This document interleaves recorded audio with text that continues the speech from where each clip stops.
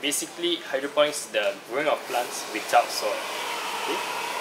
In this farm, we use many kinds of growing medium. One of it is the sponge.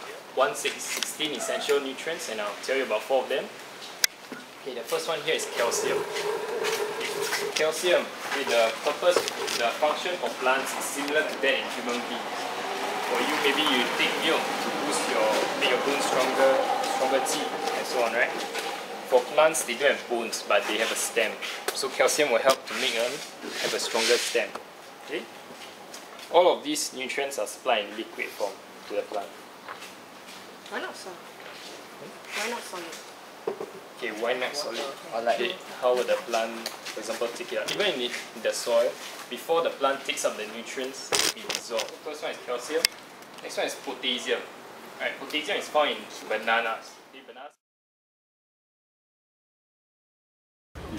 Okay, after the sowing of seeds, the seeds will be transferred to a germination room like the one we have here for germination.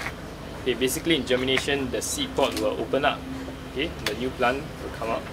Okay, normally the seeds are kept here for 2 to 3 days. 2 to 3 days. And inside, as you can see, it's quite a dark place. Alright, so why is it dark? Why don't we need light? After all, you know, they say plants have photosynthesis. They use light to convert it into food. Okay, the reason is because seeds, they don't have leaves, they don't have chlorophyll. Chlorophyll is a pigment found in the leaves. So since they don't have leaves, it's pointless to put light there. No light source whatsoever. Alright? Okay, there are 3 things required for germination. They are water, air, and warmth. Right? 3 main things: water, air, and warmth. And they are normally kept here for about 3 days, depending on the plant species, but most is about 3 days. Alright? So after about 3 days in the germination room, the seeds are moved to a nursery like the one here. Here they are kept for 7 to 10 days. After these 7 to 10 days, they'll be moved to a greenhouse like this one. One of the main things about a nursery is the amount of nutrients that we supply. We supply only 50% of the nutrients as compared to adult plants. Okay, why do we give 50%? Okay, there are 2 main reasons. Number 1 is, if let's say we give the full 100%, they won't use all of it. So some of it is wasted. Okay, it's a loss of money. The second one, if let's say we give the full 100%, the nutrients are not used, so what will happen? Things like algae and so on will grow. And we don't want this to be growing with the plants inside. If you look here at the bottom, this here is vermiculite. Okay, it's another form of medium that can be used for hydroponics. Okay, remember that hydroponics is without soil. It doesn't have to be sponge. Anything without soil, plants growing there is considered hydroponics. At 7 to 10 days in the nursery, the plants will be moved to a greenhouse like this one here, where they'll be grown until they are ready for harvesting. Okay, so in this greenhouse, normally plants are kept for 3 to 4 weeks. This depends on what species they are. For example, kangkong and spinach, they'll be kept different times in the greenhouse. If you look at this box here, this is a water level control box. Alright? Maybe you can come closer for a look. Okay, if you look at it, it's just liquid inside.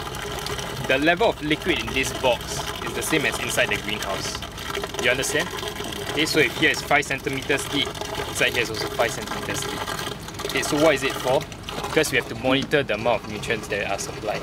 Okay? If there's too little, then the plants will die. Too much, and it'll be toxic for the plants as well. Okay? That's why I use this box. Okay, for this greenhouse here, you can see the black netting and the white netting. Okay? Under the black netting, there's also a plastic sheet. Okay? So what are all these for? Right, for the black netting is to keep out sunlight. Because some plants, they cannot tolerate direct sunlight. Okay, it's too hot. This black netting will keep out 50% of the sunlight. In some parts of the farm, there's actually the green netting, but that's less common. Green netting will keep out 30% of sunlight. Okay, as I mentioned, underneath is the plastic sheet. This plastic sheet will keep out rainwater. Okay, why do we have to keep out rainwater? Okay, because rainwater will affect the concentration of the nutrients.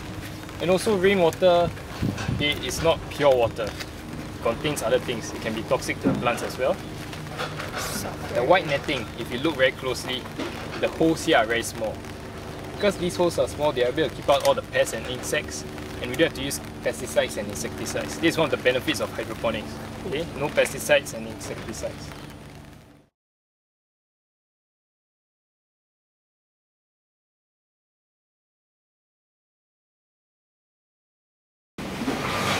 after the 3 to 4 weeks in the greenhouse is over, plants will be harvested, right?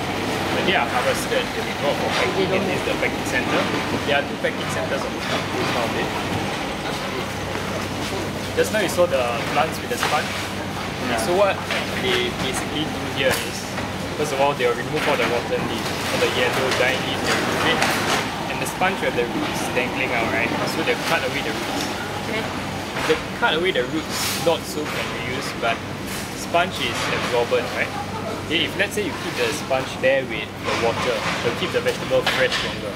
Like for example, if any of you, your mothers keep flowers at home in a vase, she'll put water inside, okay, to keep the flowers fresh. It's the same concept here. Alright? Some of the places that send the vegetables to are places like NTUCs, the supermarkets, restaurants and even hospitals. On average, each day they pack about 1000 kg. On some days it's more, some days it's less. Okay? Later you may see some empty greenhouses, or maybe earlier you saw, that's because not all of the greenhouses are used, so maybe it's less than the maximum. Okay? This is probably due to the demand. If there's no demand, then there's no point in growing more than twice a vegetable. Alright? Wow, it's quite cool here. I know. It's very cool.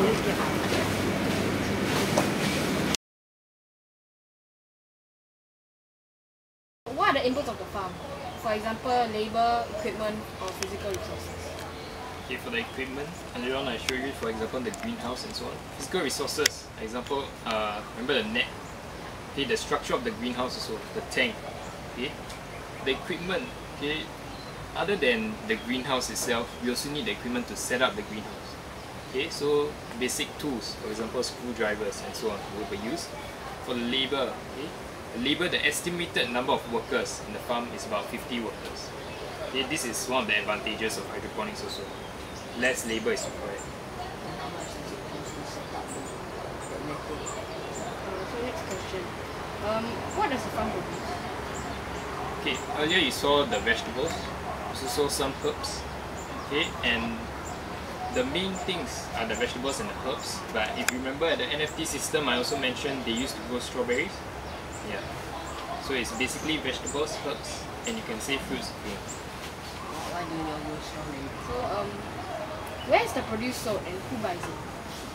Okay, this question I believe I explained earlier. Okay, for the supermarkets, the restaurants, and even hospitals, those are some of the places that we sell to. It's due to the lack of land available for farming in Singapore, and is crucial in maximizing produce using small parcels of land. Singapore's small land size makes it difficult to accommodate large areas of land for farming, even for high-tech farming which requires less land area. High-tech farming is a plausible alternative source of food for Singapore, but it's not possible to rely entirely on it.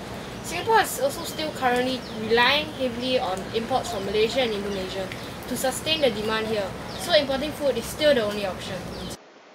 We would like to thank the Huat farm, and especially their tour guide Edwin, and the transportation made to go to the farm and back.